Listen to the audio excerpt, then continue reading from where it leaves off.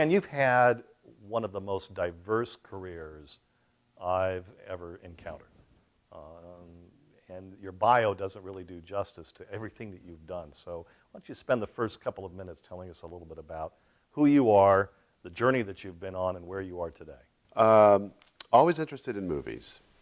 My dad took us to a lot of movies as kids. We watched a lot of TV. We just got into it, thought it was fun. In college, I was very lucky to get into a telecommunications program, which was TV radio, at a college that was in San Bernardino. And with good friends over there, and we had a bunch of fun, and it was great. We learned all about the business. I was hooked on that. Walked with an AA degree, actually junior status in sophomore year. Got out of there, went on, left there, and I was a musician, and so I basically went on the road with a band. I had a love of music there. So I was a pro musician at that point. Came back, wound up in Los Angeles, recording with a band there. I was fortunate to get a position at Paramount Pictures through someone that I used to construct warehouse record stores with, a contractor. I used to put them in for the company. Just one of those serendipitous things. It took about 3 months of going at it every day, but I got in. And the position I was in at that point was special effects on a film called Star Trek: The Motion Picture. So I was all of a sudden the shop steward, and I was at the bottom of the, and delightfully so, the bottom of the totem pole there, and I got into a major studio. I was there for 2.5 years. I learned production. I won an Emmy Award. I got to know what it took in a major studio to make the trains run on time. So I was hiring crews. I was hiring facilities. I was taking care of business while the producer sat up in his office because he didn't like to do that. Fine with me. I loved it. Bottom line, learned a lot there. Wound up at MGM, worked there as well as a grip when that opened up, and I started just sort of following my nose. I had an interest in comedy. I had an improv comedy group that had a show on cable that we financed ourselves, and then we were writing scripts, and I was working nights at the Comedy Store, which is a nightclub, famous nightclub in LA, managing the club and booking comedians and cooking and doing everything I could do just to be around that improv area. So I was very interested in improv comedy. Went from there, and I was sort of hoping that this one script would sell that we wrote for Leslie Nielsen. It just didn't quite get there, so I moved on to another chapter, and essentially that was more production. I wound up working for a company that was putting together special effects for Jaws 3D, and sort of fell back on my special effects background, but then I met someone that moved on to a distribution job and brought me on. I wound up in home video distribution right at the beginning of the so-called gold rush in 1983, where video was just starting out, and I found it fascinating. And within a year, I was so fascinated with it that I formed my own company with another person from this huge company, which was called Media Home Entertainment. And we decided, well, let's just form our own company now. Let's do it, because we had an investor. So we put that package together, and before we knew it, we were at the convention, essentially, opening the company, and we were now in business. So we wound up putting out 6 titles a month. I bought everything that we put on. I helped design the packaging. I did all the copywriting. I did all the contracts. I did everything I could think of. And I think it was like 28, 29 years old at the time. But I had to deal with partnerships and personalities, and decided I'd move on from those particular personalities. And I became the guy I used to buy from. I decided I'd like to go with my own company, so I started a company that would sell films, the rights to television and film, to international territories and the U.S. So I totally changed to the other guy, which I enjoy because of the autonomy. Did a lot of travel. I'd go to the Cannes market, the London markets. It opened the world up to me, so it was just wonderful, and that it paid its way. It's like, who who wouldn't love that? But I was also very interested in the legal aspects and the contractual aspects and just how the business worked, the sales aspects. I put together the first pay-per-view release on DVD, or at least at that time it was video, it was just VHS. But I brought the first pay-per-view boxing match, which was the Hagler-Hearns match, to the video realm. So there was a lot of groundbreaking back in those days, and I enjoyed that. It was new to me. But after a number of years in distribution and selling, I started getting hungry for production again. So I started nosing around and looking into different avenues that I could get back into. And I represented a famous ventriloquist from the old days. His name was Paul Winchell.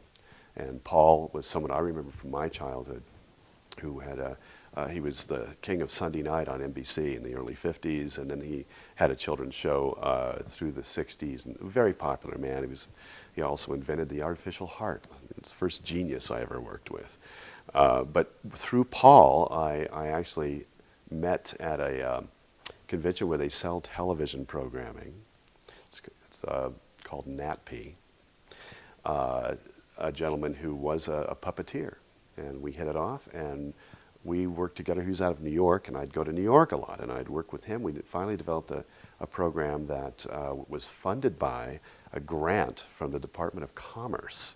And it was the National Endowment for Children's Television Act that came into the Clinton White House. And we snagged one of those after reams of paperwork.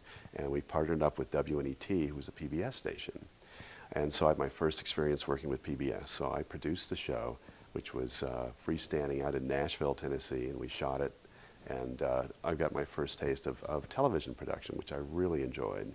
And I went straight from that into my first independent feature job, which came along through a referral, actually. And I wound up being the producer of a film that was called Driven. And it was a drama with an ensemble cast of veteran actors. And it was quite an experience, and because we did soup to nuts on it. We did everything from, conceive what the script had to do, to raise money, to actually producing the film, to editing the film, all the post, and then we also put it in theaters ourselves. And we did all the ancillaries ourselves. So it was a total hands-on, educational juggernaut to do that one film.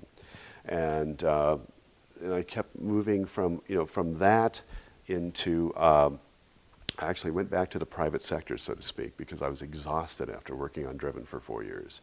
So I wound up at Sony Pictures because I wanted to see how they placed films in theaters, and I was an account executive there for their Western exhibition, and that was from Kansas City to Guam. So I saw what the nuts and bolts were for how a major studio worked.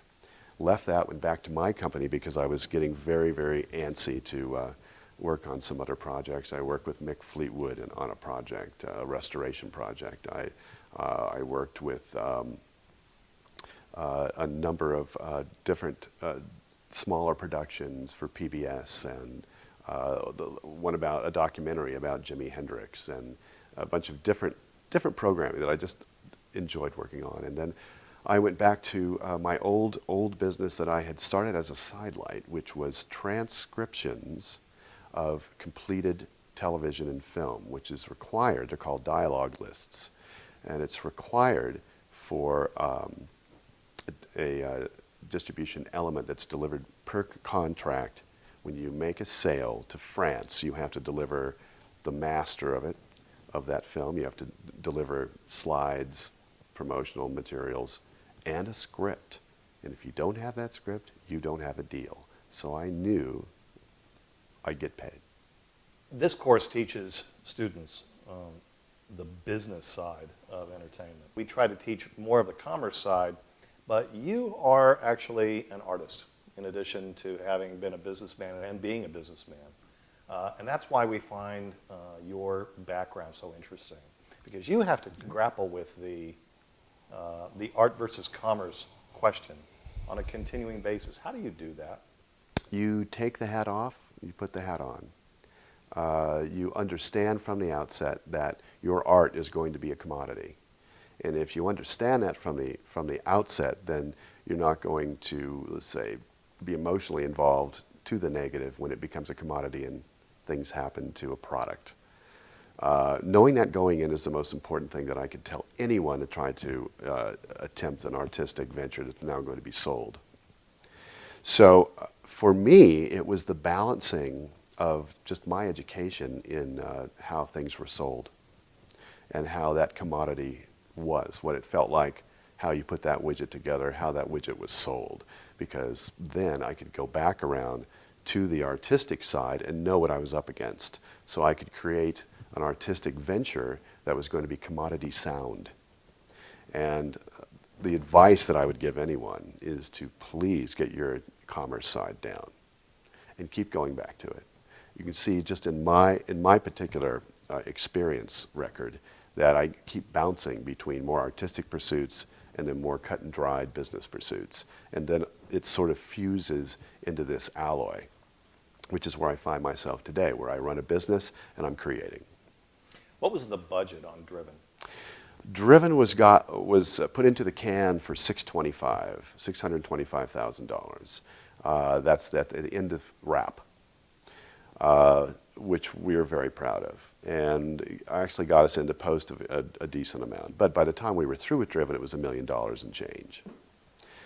Because of all of the hard costs that are associated with selling the film, which is a much longer period of time than shooting a film, which is the fun part. Okay? When someone's putting the budget together, I would suggest 20 to 30% be held back just for this period of time if you have an independent film and you're going to be doing any sort of selling yourselves. Because there's hotel rooms to rent, there's cars to rent, there's travel, there's food, there's people you're going to have to hire, there's hard costs, there's advertising. We put the film in theaters. The toughest thing was the advertising. That's a hard cost. So essentially it's just looking out for that and making sure that that is part of your budget, just like you're paying for film or you're paying an actor. Yeah, because typically the cost of sales is not part of the production budget. It's the producer, and the independent producer, not financed by a studio, having money to market their own commodity, hopefully to somebody who's going to distribute it for them. Well, it's even simpler than that. It's that when you're finished, you have to get that to market. Now, whether that's to a distributor or whether that's to an end-using scenario, either way, you're still going to have money to stand up on once you've shot that film. It just doesn't stop when you're through shooting the film. You know, you're still going to have time on your hands of trying to expose this film to whoever's going to buy it, whether it's a distributor who will sell it for you or whether you're going to be selling it yourself, because you could be if you want to see money back on it.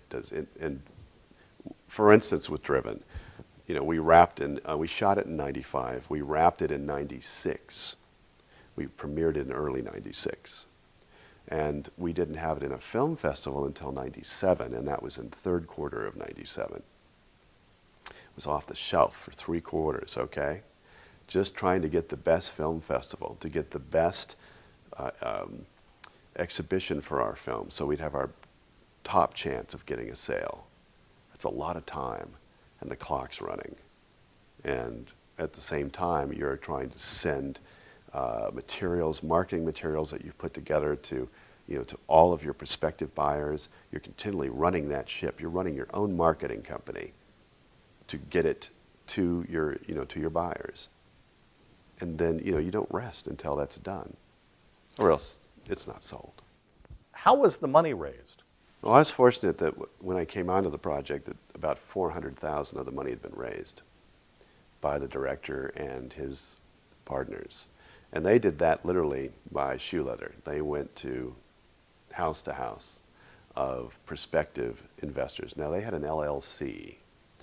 So Driven was financed by a limited liability corporation. And being the general partner of that LLC, they had certain rights and certain participation percentages. And those that came in had to be qualified to lose the money that they would put in. So, AKA, they had to be rich people. So they had to have that qualification before they could even put money in to the project. So we got enough people, and we parceled. And as the film was shooting, I was raising money.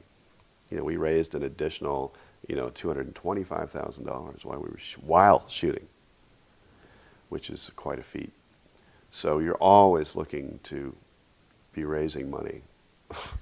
Who qualified those investors? How did you qualify them? Well, they qualify themselves. I mean, we have to look at their net worth sheets and their tax returns to see that they have a certain net worth to the point where they can be qualified as an investor in a film project like this, by the guidelines of the LLC.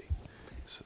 And how did they find you in order to send you a prospectus that you would be able to accept them as a qualified investor? Well, we found them, and then we would try to qualify them ourselves. But so we would take that on as an agent, so to speak, because we wanted their money. So we would qualify them best we could, and so. But we would send us, as part of the prospectus of the film, we would send out the guidelines of the LLC. I guess what I'm asking is, and that's good, but I guess what I'm asking is, how did you know to send the prospectus to this person? Where did they come from? Referrals, essentially. I know a dentist in Houston, literally. I know this guy that's interested in film. He's mentioned it before to me. I've seen him. You find that people that have little money or whatever, they have their own social circles and clubs and everything, that just like everybody else. And so they know people who know people. And then we would, the director of the film came from a prominent legal family in Atlanta. And there was just great people there and good friends. And he started from that epicenter and worked his way out. So how many investors did you have in Driven? Altogether? Yeah. Rough number. 50. So on a budget of $600,000 with 50 investors, the individual investment wasn't as bad as it might otherwise be. It went the whole gamut. I think the lowest investment was $2,000. But we tried to sell parcels of 20. That was the basic parcel. But we were taking them at 5, at 2. You take what you can get. And then they would have a certain percentage and of the proceeds when that would be returned. Did you go back to that same well to get the marketing money that you failed to include in the original budget? Oh, we tried, and in some cases succeeded, because we were very, very cognizant of our investors. And I felt extremely beholden and very responsible to these people that had trusted us to the point to actually put real money down. So we were sending out newsletters, we were sending out reports from the set as best we could, and we invited them, of course, to everything we did. We had a large premiere at Paramount, which was a huge soiree. In fact, we had 2 screens running. I think we had a total of 2,000 people there. It was a big deal.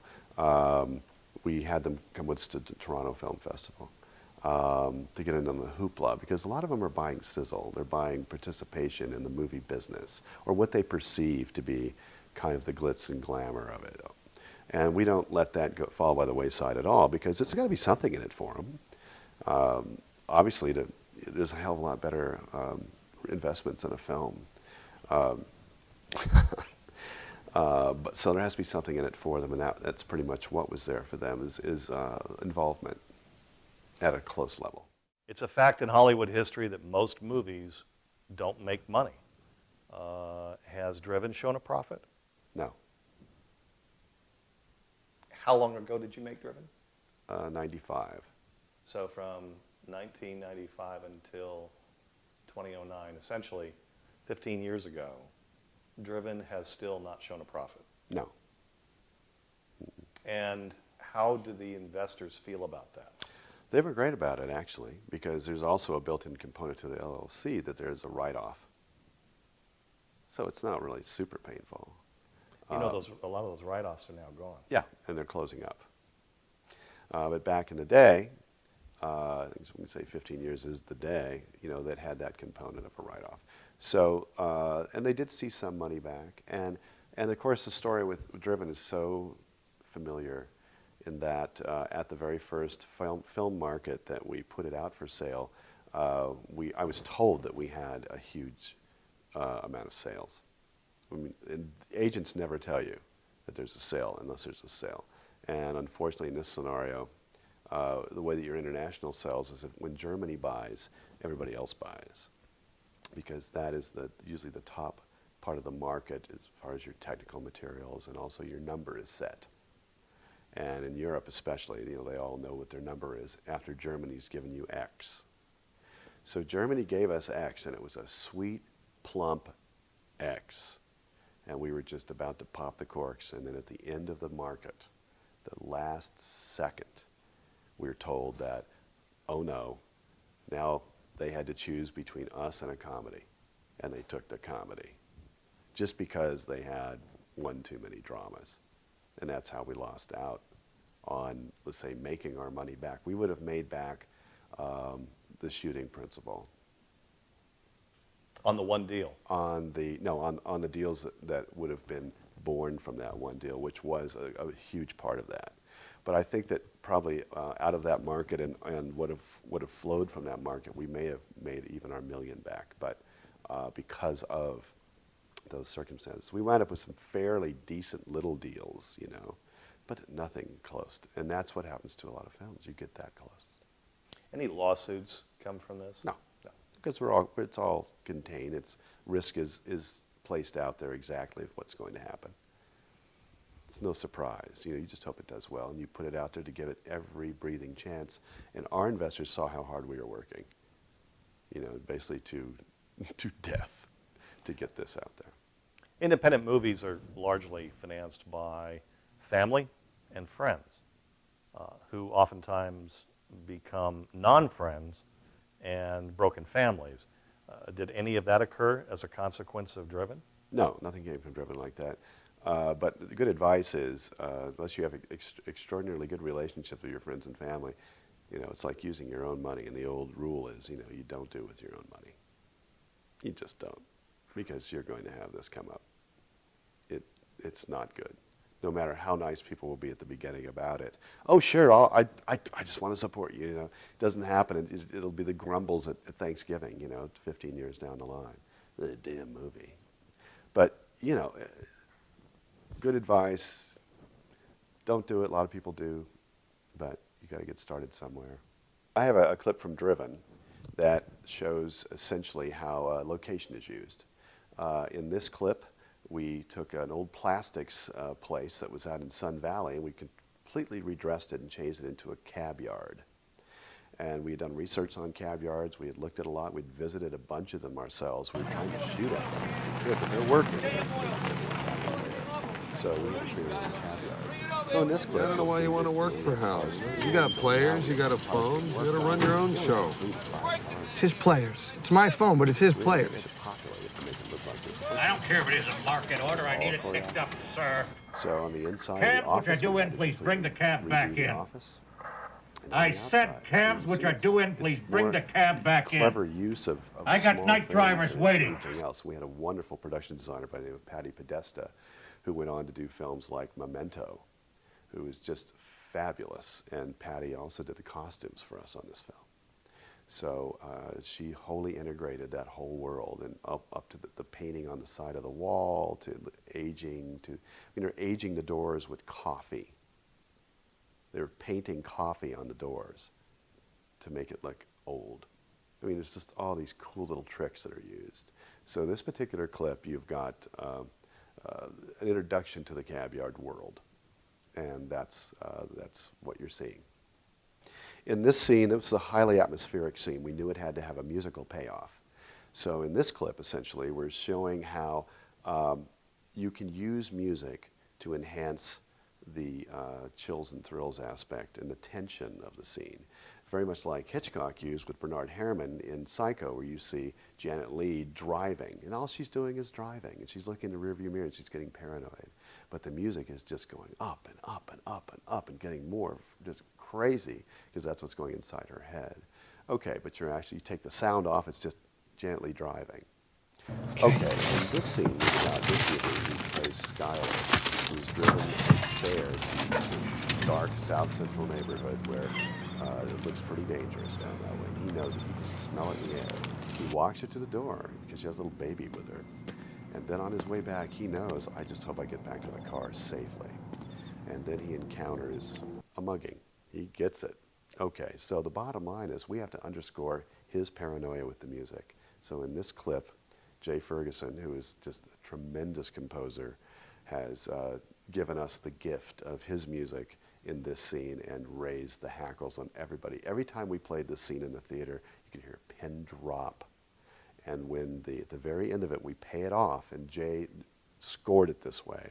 We pay it off, and it dangles in midair without just the smallest amount of tone in the background. It's like it leaves you hanging, and then boom, he's thrown down to the windshield with a gun to his head.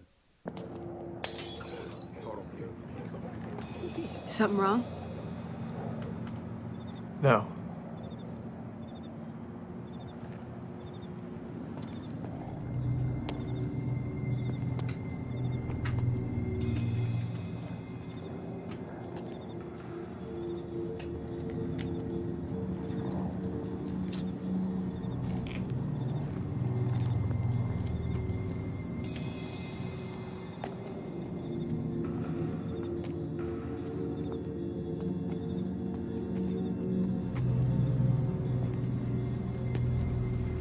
This is it.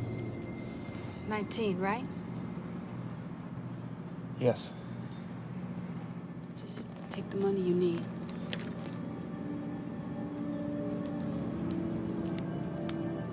Here.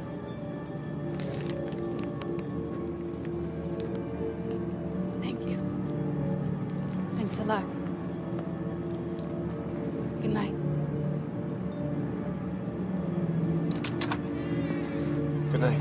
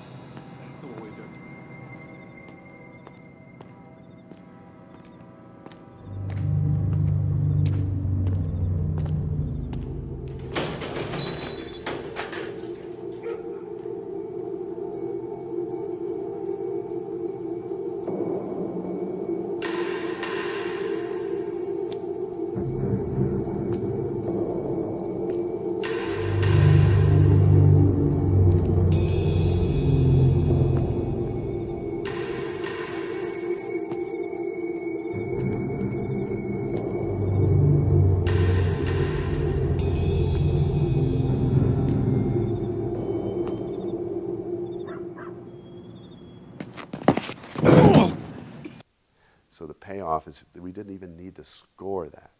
It was more frightening taking the music out at that moment and just hearing him go, ugh, when he hits that windshield and the click of the gun, and you're right in the moment.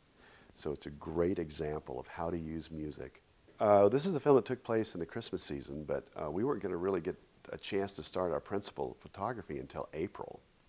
So we knew in pre-production that we were going to have to go out and grab some Christmas footage. So we went out with a 35mm camera and we took it guerrilla style. We had sticks and a car, and we went out and we had a convertible Cadillac. And we went out and we just stole as much Christmas footage as we could. We took the LA Times and saw where the decorations were, and we went there.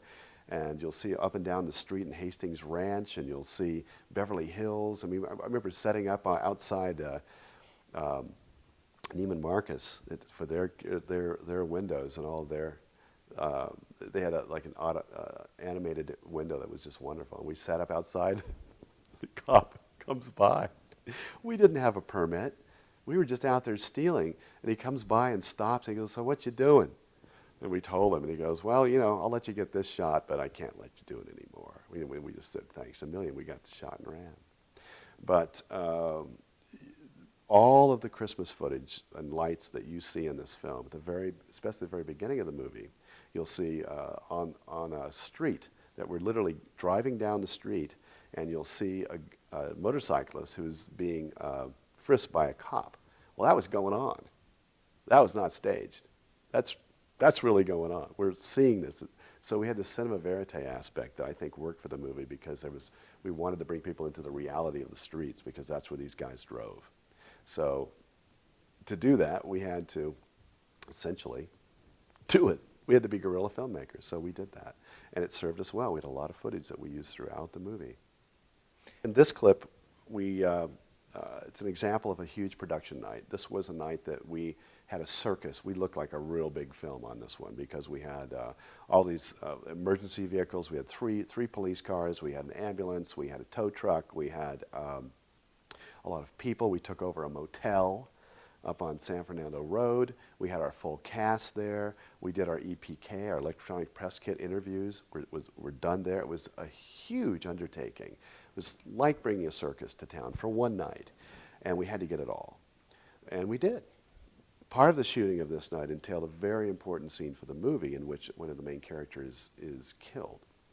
And we had to show emotionally how that impacted the rest of our cast and also the audience. It's a huge point in the movie. We couldn't mess it up. Mr. LeGrand? LeGrand. Hey, LeGrand. What do you think you're doing? Come on, man, we're all tired. We want to go home.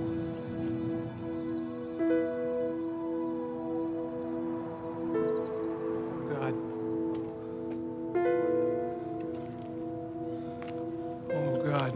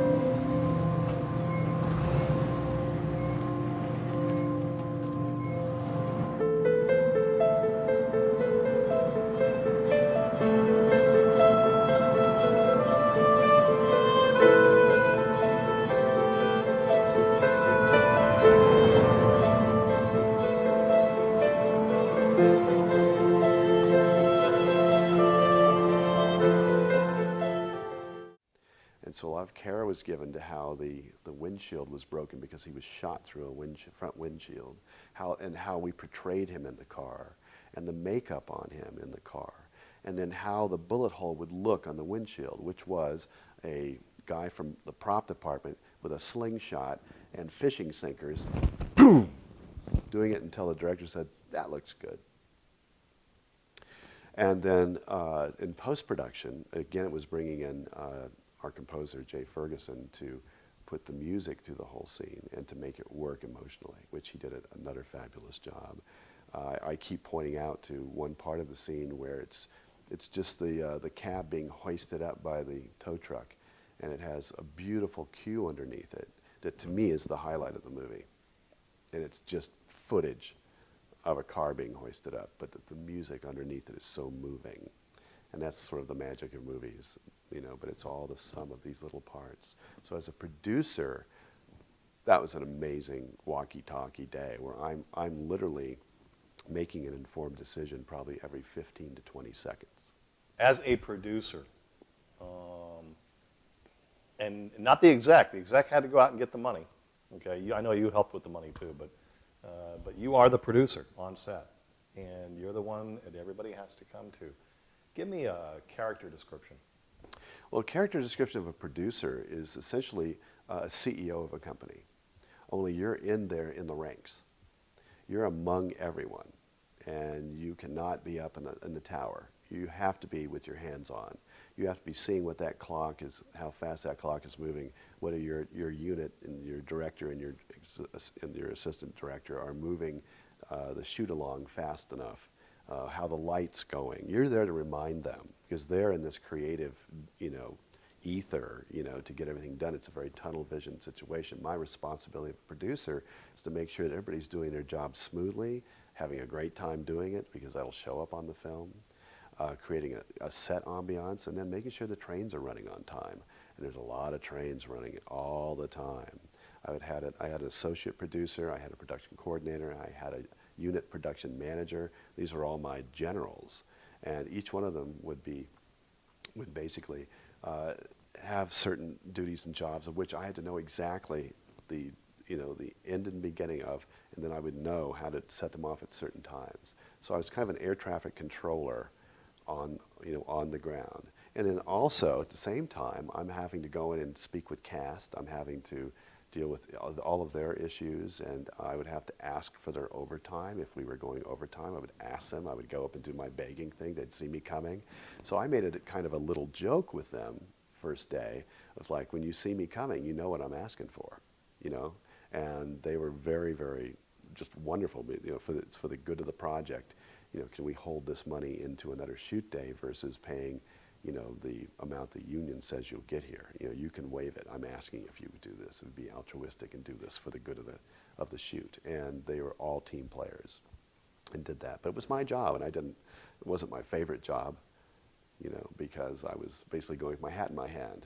But you have to do a lot of things as a producer because your hat's in your hand a lot of times. And then you also have to wield a stick. On Driven, I had to fire the sound company, the sound department, after the first day. On Driven, I had to fire the entire transportation department on the second week because it was found out that they were stealing gasoline from us, and they were giving us dirty gasoline in its place. So the clean gasoline that we were buying, they were taking to another job. And they were giving us a bunch of dirty, crummy gas, and we were having Jenny problems because of it. So I caught wind of this, and I had to fire them on the spot, and quite vocally. So those are the sort of things you've got to do as a producer. You've got this ticking time bomb that has to be completed by X, because your dollars are going, but with the tick of those clocks, you know, that clock, I'm seeing dollar bills going out. Now, people watching it on the sidelines that don't have an investment like that, or like extras or something, it has to be the slowest molasses moving thing in the world. But as a producer, you're looking ahead, and then I would be going back every day to my offices and doing all my paperwork and seeing what the next day was going to entail. And it's going to be another slew of adventures that you're going to have to solve. I mean, and there's tremendous amounts of different problems you're going to have to do. One day I looked on my bank sheet and saw that we were at $70,000 less than I had in my figures. Did I make a mistake? I could have. I'm doing a lot of things. Well, it turns out I had to literally take the City National Bank people, past their management, and go into their national office back in Atlanta and found there was a keystroke error. from someone inputting, and that we did have the 70,000. Unbelievable. I fell to my knees. I literally fell to my knees and had a moment of relief involuntarily, and got back up and did the next thing. But I thought the film was over. More recently, Dan, you worked on a motion picture called Bush's Brain. It's a documentary. Give us the 30,000-foot description of Bush's Brain. Bush's Brain was a film that was a political documentary that was, at its time, very novel because it was about the Bush administration at a time where that was not being done. It was filmed in 2003 and 2004. It was released in late 2004, which of course was an election year.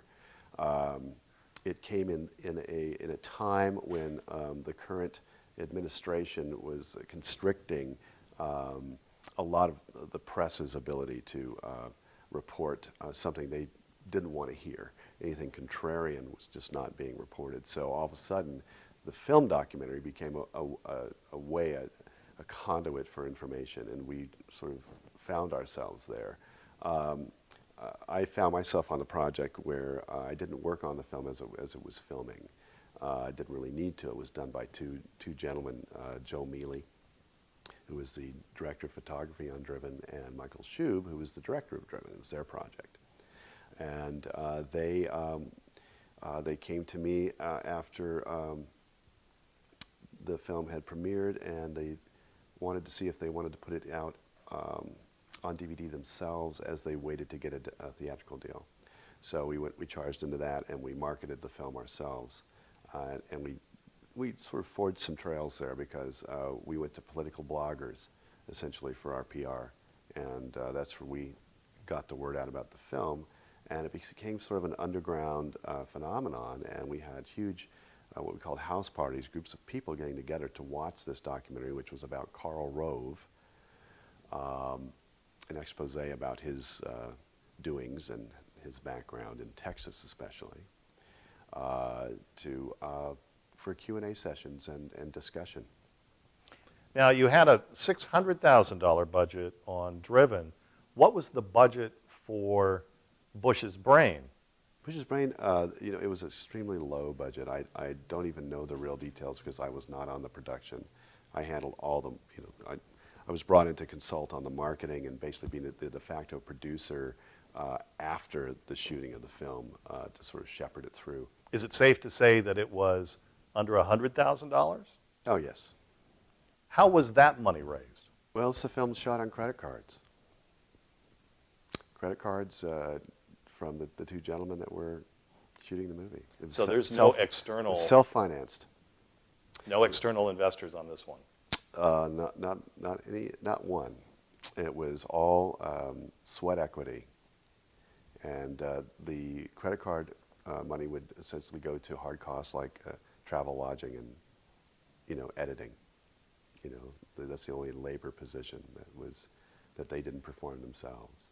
And Bush's Brain was shot digitally, correct? Yes. So that cut back some of the expense. Absolutely. Oh yeah, absolutely. And they've got a beautiful look for it. The marketing of Bush's Brain was done largely through the internet. If you had to do Driven again, if you had to do a project like Driven again, what differences would you explore today as a consequence of what you've learned about the internet? Great question. If I was shooting an independent feature like Driven today, I would immediately, the moment that I knew that I had a script, I would have a website and I would have artwork. I'd have the poster. I'd have the one sheet. I'd have information about all the principals. I would have, on this site, I would have bios of everybody. I would involve updates of the casting process. I would take streaming video from where I could and show anything I could from the making of the film. I would get everyone interactive into seeing what was happening and get them invested in the film to see it take shape. And then I would also promote that site where possible. I would tie it in like crazy. I would start my internet marketing immediately before I even cast a role. By doing all of that, in a sense, you create a community around your movie. That, yeah, exactly. I'm creating my viewer base. I'm creating my viewer base. So you're creating the audience that you'll hopefully will pay to go see the movie when it's completed and Yes. released. Yes. How could that apply, and this is just sort of a blue sky question, how could that same logic apply to the budget, to raising the money? Oh, in a big way. It's credibility, it's viewability, it's tangibility, so that I'm not just setting that site up for just fans or viewers, potential viewers. I'm setting it up mostly for potential marketing down the line, and that includes investors that I may want to get. And, go to my site. That includes studios that may want to buy the film. Everybody that may want to look at this as a product. Is the product is being shaped on this site, go look at it. So in a sense, you don't have to have the formal prospectus. You can put all of that online. It's there. Most independent movies are made with single movie companies. One project, one company. And part of the advantage of that, or the attraction to that, is that at the end of the project, all of the assets and liabilities go with the company, and if the company folds, then what happens? Well, they usually do. You create the company essentially to make the film. If you're going, it depends on what vehicle works best for you as far as your incorporation. If you look at it at the bottom of a funnel, that's sort of the situation, because there's all sorts of different ways to get the money in, but you want to funnel it down into one company because you want to make it less messy for your accountant at the end to figure out who's getting what, where, how. It's just listing them up and keeping it organized. So you just picture a funnel coming down into that company, and you've created that company to be the end of that funnel. And it really doesn't have that much of a life past that. Even if you are, let's say, you have other projects going, which a lot of people do, then you want that company to be a branch of that company. So you just want a company per project, really, because there's just so much to account for. Tell me about the sales agent work that you did. What was that like? What is that? Okay. First of all, what is a sales agent? A sales agent is someone who will first contract with a filmmaker. Say you're a producer, but you're a producer that doesn't want to take your films to market. I'm the person that does that. I'll take your film. We'll have an agreement on a percentage for me on whatever I get. You're not paying my expenses, though. I'm paying my expenses. We're all playing on winnings here. So there's some agents that don't. They'll ask you to pay their way. I wasn't that guy. I like to be off that food chain. So essentially, I would take their films and I would get them ready for market, meaning I would have samples made. I would have photos. I would have a sheet, information sheet with sales materials is what we would call it. And I would design those, and I would create those. And I would then take all of that material to a convention or a sales gathering, even though my shingle would be out all day and I'd be hitting, certain singular people all the time by phone. But then I could catch all the fish in a barrel at a NatP or a Cannes or an American Film Market. And you're buzzing around like crazy because everybody's buying. They're all buyers there. And I used to be a buyer, so I know what the buyers are doing. I know the culture of buying. I know what's going to happen with that. So then I could attract my buyers in and talk them, identify what they need, and then I would immediately know in my retinue of films what's going to work for you. And then I would screen them, whether it be trailers or promos or even a bit of whatever I could put together of those films. They get a good taste of those films, and they would come to me and say, you know what, I'd like to buy this, this, this, and this, and this for this amount of money. We'd haggle, we'd get the price where we want to go, and then depending on my relationship with the producer, I could either go into that deal, as long as it stayed above a certain minimum. If it was right around that minimum, I'd call my producer and say, I've got this deal in Scandinavia. It's not great, but here's the deal. It might lead to something else, but it's a deal. And he would say yes or no. So otherwise, I had my minimum established by contract with them, and I could just go ahead and take any deal above that minimum. And then you're paid on the basis of? I'm paid on the basis of a percentage of the price that I would negotiate. So I'm not on a net position. Do you report the gross back to the producer? Yes. If I'm not representing a film, I could be representing a buyer. I have a client that's a buyer. Let's say I have a television station in England, and they have a channel that is all motorsports, and they want a bunch of motorsports programming. So lay it in front of us, and we'll pick and choose. Well, my job then is now go on the other side of the deal and find motorsports programming and get as many samples out to them that I could, forging small relationships with the producers, saying, "Hi, I'm coming in as a buying entity, but my end user is someone that's making the decision. I'm not. But I'm saying that I'll get you the deal. I'll come back to you. We'll talk what the price is going to be. You can take it or leave it." So I'm sort of coming in as a buyer to them, which helps me because I used to be a buyer. So I could talk that language with him. So now I'm kind of doing both. So I would get a number of titles, let's say, to this channel. They would pick them. I would go back, knowing what they're paying, getting my price up as far as I want, what I know they'll pay for them. Then understanding what the margin would be, I would now buy and resell pretty much, because I would go to the producer and say, okay, I know as an agent, I have a deal for $6,000. Okay, so my job is now to go to that producer and say, I've got a deal. It looks like they want to pay $2,000, and let him take me up. No, I can't do that. I couldn't do that. Okay, well now what can you do? Now in my head, I know I'm getting $6,000. Okay, I try to get my best deal. Don't these producers know what the customer typically pays prior to your conversation? No. So they've never been... If the deal's fair for them, it's a fair deal. You see what I mean? I'm coming to them saying, I've got this number. Is that acceptable for you? And if they say it is, fine. They don't have to know what I'm doing. It's like, going into the dry cleaners, It's like, you don't know what their margin is. You just know you're paying $1.75 to get your shirt laundered. You don't know that they're paying the launderer 35 cents and 25 cents here for labor, and that they're going to wind up with X. It's the same scenario. What advice would you give to a student who is coming from a country other than the United States, came to Hollywood, made it that far, because making it that far is against all odds, is maybe even working in the industry, but they want to have as successful a career as you have had? What would you advise them to do? I would say to anyone that wanted to enter the business, especially from outside the country, and they come here, the first thing they should try to do is to work for free or for just a small amount, whatever, on as many productions as they possibly could. It's like stuff it all aside, come over with a little cash or something to keep you eating.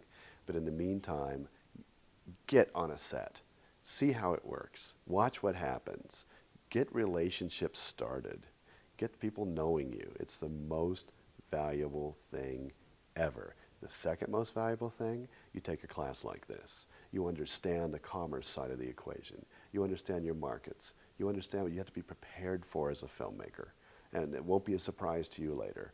You have to know this is hard business, and this is how the hard business works. And if you're not up for that, then don't get in the business. But the third thing is passion. Passion is something that's unquantifiable. You have it or you don't. It's with you like a pilot light every day, or it's not. If you don't have it, stay out of the business. Don't be a filmmaker. It's just going to be hitting your head every day. But if you have passion, you can get through every little gatekeeping, wall that you're going to have to jump over to get your quest fulfilled. Because it really is going on a quest. You're after the silver chalice, man. You're after the grail. So it's your grail. But you have to have that beating heart that's just pumping blood into you every time, because you've got a goal. And the other thing I would say to that person is anytime you enter a meeting, anytime you're pitching an idea, you're having a discussion with anybody that can further you, you're as smart as they are in your head. You know as much as they do. In fact, you know more about your project, and you know about what you want to do. And people will come around and they will react to passion. You go in with passion, people will pick it up in a palpable sense because they're animals, and they will just dial it in. You dish it out, dial it in. Now, if you go in and you have a feeling of your head of like, well, I really don't know what I'm doing, but I guess if I do this, maybe it'll work, they're going to pick up on that. So go in and just never doubt yourself. One more business question. You worked at Sony, and part of the reason why you went to Sony is you wanted to find out how movies get booked. How do movies, what's the deal behind that movie going to that particular screen in that particular multiplex in that town? So how does it work? Well, exhibition and how exhibition works is very interesting. Exhibition is like one part shoe sales, and it's one part acrimonious relationship, like a divorce. The acrimony is between the studio and the exhibitionists, the theater owners. They're reluctant partners in a business where they're always beating each other over the head. If, let's say, a company comes in and they have a big film like, like a Spider-Man, like a franchise, this is why franchises are so important. If they have another issue, let's say Iron Man 2 is coming out.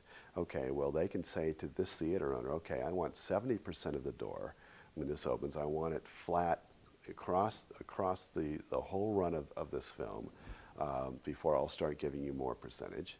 I also want you to take this film I'm releasing, and this film I'm releasing, and this film I'm releasing. I want you to put it on your screens in your multiplex, or else you don't get Iron Man 2. And the flip of that is when, let's say, one of the films that doesn't perform, or maybe Iron Man 2 doesn't perform, then the exhibitor can come back to the salesperson and say, well, that didn't work. Screw you, I'm not going to give you that kind of number. I'll give you this number, and then it goes back the other way.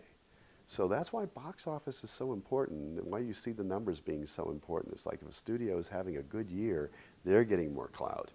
If they're not, the exhibitor's getting more clout. But that's what I saw.